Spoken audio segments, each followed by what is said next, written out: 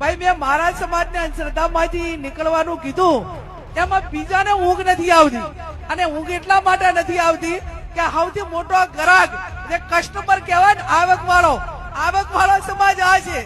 તો એ વતી હું દિલથી માફી માંગુ છું, કેમ કે તમે મારા ઘરે આવ્યા હતા. એમના વચ્ચે મારા વચ્ચે કોઈ બીજી વાતનો કોઈ ડખો નહીં. પછી પ્રશ્ન બીજો કે આ વિડીયોના માધ્યમથી જણાવવાનું કે મારો કોઈ સમાજથી વિરોધ નહીં.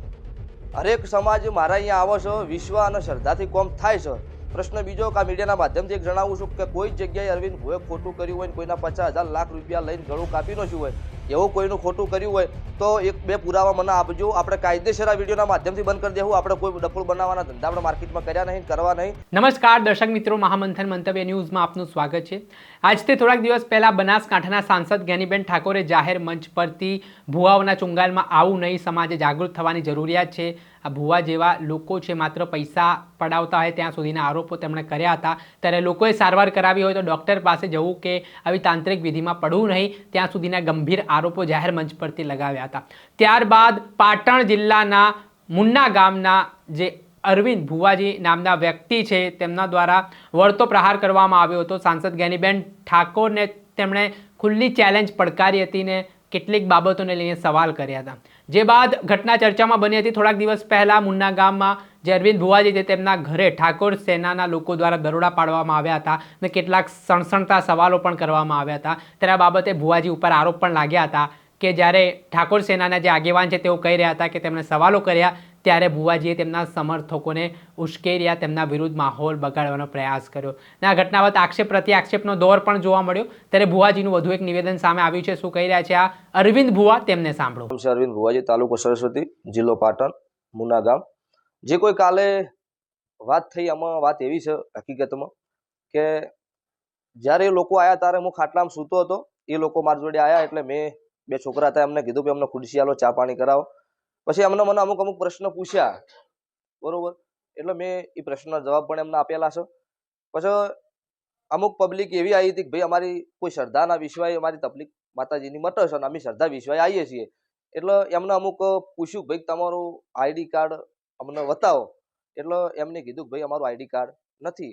એટલે એમને કીધું કે તો તમે ડાયરેક્ટ જે ઇન્ટરવ્યુ લીધું છે એ રાઈટ છે. એમાંથી પબ્લિકનો હોબાળો થયો. એટલે એ જે આવ્યા હતા એ લોકોનો અમે બાથમાં ગાલી અને મેં લોકોને એવું કીધું કે તમે અત્યારે કોઈ બી કરશો ઓની દોગો બી મને મળશે. આ લોકો મારા ઘરે આવ્યા છે, અત્યારે મારા ઘરે મહેમાન ગતિ છે, બરોબર. અત્યારે તમે કોઈ આ પાછું કરો તો મારું નામ બદનામ થઈ જાય માર્કેટમાં.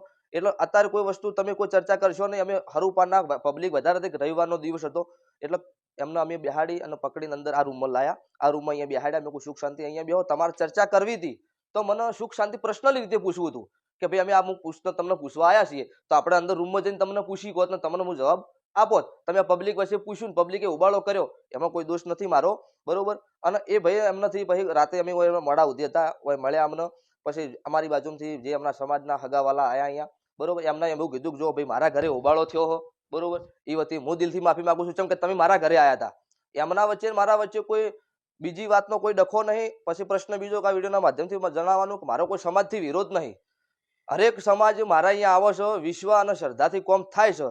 પ્રશ્ન બીજો કે આ મીડિયાના માધ્યમથી જણાવું છું કે કોઈ જગ્યાએ અરવિંદ ભુવે ખોટું કર્યું હોય, કોઈના 50,000 લાખ રૂપિયા લઈને ગળું કાપી નાખ્યું હોય, એવું કોઈનું ખોટું કર્યું હોય તો એક બે પુરાવા મને આપજો. આપણે કાયદેસર આ વિડીયોના માધ્યમથી બંધ કરી દેવું. આપણે કોઈ ડફોળ બનાવવાના ધંધા આપણે માર્કેટમાં કર્યા નહીં, કરવા નહીં.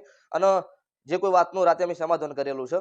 મેં એમને કહી દીધું કે ભાઈ જે કોઈ મારા ઘરે ઉબાળો છે એ વતી મેં માફી માંગેલી છે, કે મારા ઘરે છે એટલે મારે માફી માંગવી પડે, બરોબર. પછી એમને બહાર જઈને જે કોઈ વિડીયો બનાવ્યો હોય એના મને ખબર નહીં. હું અહીંયા રૂમમાં બેઠો હતો ને એમને બહારથી જે કોઈ વિડીયો બનાવેલો છે અને અમારા મંત્રીના અમારો પરિવાર જેવું હતું એના લઈને આપણે માફી માંગી કે આપણો પરિવાર છે એમને ખોટું ન લાગવું જોઈએ. અરવિંદ ભુવાજી અમારા વિશે કોઈ વર્તન ન કર્યું. જય માતાજી, જય મેળી. હવે સાંભળ્યા હતા પાટણના મુન્ના ગામના અરવિંદ ભુવાજી, જે તેમનું નિવેદન સામે આવ્યું છે. જ્ઞાનીબેન ઠાકોરને લઈને તેમણે જે વાત કરી છે, આરોપ પ્રત્યારોપનો દોર જોવા મળ્યો છે ને આ ઘટનાને લઈને હવે રાજકારણ પણ ગરમાયું છે. કેમ કે સાંસદ જ્ઞાનીબેન ઠાકોરે થોડાક દિવસ પહેલા આ પ્રકારના ભુવાઓ પર વિશ્વાસ ના મૂકવો જોઈએ તે પ્રકારની વાત કરી હતી. અને બીજી તરફ અરવિંદ ભુવાએ ખુલાસો પણ કર્યો છે કે તેમણે આજ દિન સુધી કોઈ પણ વ્યક્તિ પાસેથી એક પણ રૂપિયો છે તે લીધો નથી. ને જો કોઈ વ્યક્તિ સાબિત કરી બતાવે પુરાવા સાથે તો તેઓ આ જે બાબતો છે તે મૂકી દેશે તેવી વાત તેમણે કરી.